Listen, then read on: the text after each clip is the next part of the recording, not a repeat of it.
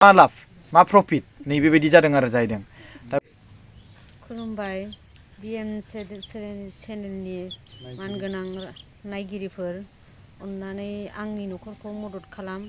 आंनि बे सियाराव जिरायनाय फिसाजोआ अपारेसन जादों, बिनि थाखाय मुलि होनो रांनि बिराद गोनांथि जादों। दा अपारेसन खालामनायनिफ्रायनो मुलि होनो हायाखै आङो, बिनि थाखायनो आं रायजोफोरनाव एसे मदद मोनगोन खोमा होननानै आङो मदद बिनाय जादों। अन्नानै आंखौ मदद खालामहर। खुलुमबाय रायजोफोर, नंनायाबो नंखागौ बिसिनि न'खराव बिराद उसुबिदायाव गोलैनानै दङ बेमारनि थाखाय। अन्नानै एसे साहायज' हरलायलायदो। बे फिसौआ स्कुलावबो थांनो हायाखै, 1.5 मासानो जाबाय बेमाराव गोलैसोनानै थानाया। फिफायाबो दाबसेयावसो दंहैयो बेंगालरावसो, थाइसेबो फैसा हरनो हाला बियो। आखाइ गोजासो सफैसिगोन मानसियानो।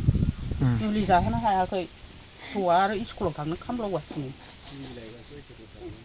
मुलि लायगासेयावनो 5,000 10,000 थाङो। दा खेबबा जाहोबावनांगौ मुलियानो खेबबाना मोनजायाखै मुलिखौनो।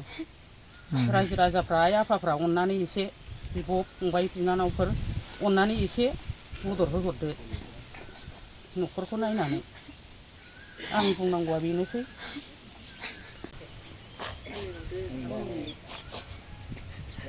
आंहा न'खराव बिराद थाखा फैसानि गोनांथि जानायलाय अपारेसनखौ आं जेने थेने खालामबाय।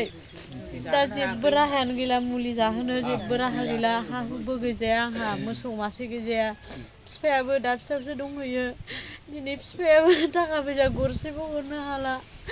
आं दा फिसानो मुलि बायनोनो गरसेबो रां गैला। आंखौ अन्नानै मदद खालामहर रायजोफोर।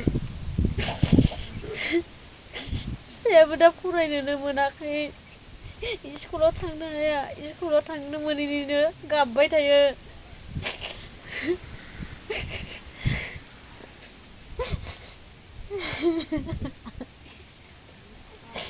बेसेबां क्लासाव फरायदों? क्लास 7आव। मा नाम नानि नोंना? हा? रिमि बरगयारी।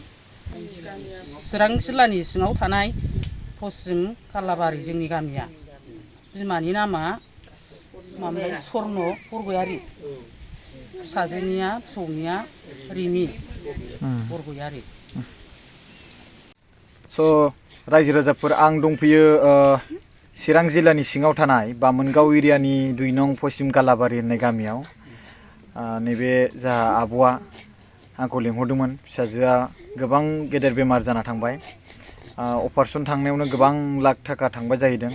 दा मानसिखौथ' बारानिफ्राय बारा जानायाव अपारेसनखौथ' खालामनो हाबाय। दा मानसिया मुलि जानो थाखाय रांखावरि बिराद आंखाल जादों। दा 1,000 2,000 बा खोथाबा बेलेग खोथा, माने खेबसे लायगासेयावनो बिदिनो 5,000नि बारा 10,000 गाहाम 11,000 गाहाम थाङो जाहैदों। माने बिनिखायनो लायनो बिराद गोब्राब जाहैदों। दा 10,000 गाहामबाथ' दा जोंथ' मिथिखागौ, बिफाया गोजानाव खामानि मावहैदोंब्लाबो जों कम्पानियाव खामानि मावबा 8,000 9,000 गाहामल'सो मोनो, नङा होमबा? दा ओंखाम जानाय लोंनायावनो 4,000 5,000 थांबाय। होमब्ला 4,000सो थाबाय। होमबा नों 3,000 थायोबा बेयाव मुलि जानो ना न'खराव ओंखाम ओंख्रि जानो, नैदि बायदि जाना दंहैयो। दा अपारेसनखौथ' खालामबाय, थारमाने मुलि जानो मोनाबा अपारेसन खालामनायनि मा लाब मा प्रफिट नैबेबायदि जादों आरो जाहैदों। दा बेनि आं मोनथिनो मोननानै आं बेयाव फैबाय। ओमफ्राय नुफैबाय आङो, बयबो रायजो राजाफ्रा खोन्थाबाय सैथो बाथ्राखौनो। दा एफा गोबां रायजो राजाफ्राथ' नंखाय बुंनाय नङाना। स' बिनिखायनो गासिबो जायफोर मदद खालामनो गोसो जादों बे बैसागु बोथोराव दुखुनांथाव भिडिअ मोनसे लाबोनानै होफैबाय खेबसेबाव। नैबे नानिया माने न'आव बिमानि सिगाङाव गाबै गाबै बुंबाय थायो जाहैदों, माने आं थाब हामनो लुबैदों आरो लोगोसे आं स्कुलाव फरायफिनबाय थागोन बेबायदि बुङो जाहैदों। दा गथ'आथ' दा भिडिअनि सिगाङावसो बुंनो हाला, नाथाय बिमानि सायाव खुद्रियो जाहैदों। माने बेखायनो माने सोरबा सासेजों आंखौ कन्टेक्ट खालामनानै लिंहरदों रायजो राजाफोर। अन्नानै मदद खालामदो, आरो नोंथांमोना मदद खालामनो हायाबाबो भिडिअखौ अन्नानै शेयार खालामना हो, जाहाथे जायफोर मदद होगिरि सुबुंफोरा बे भिडिअखौ नुनानै मदद होयो। Thank you.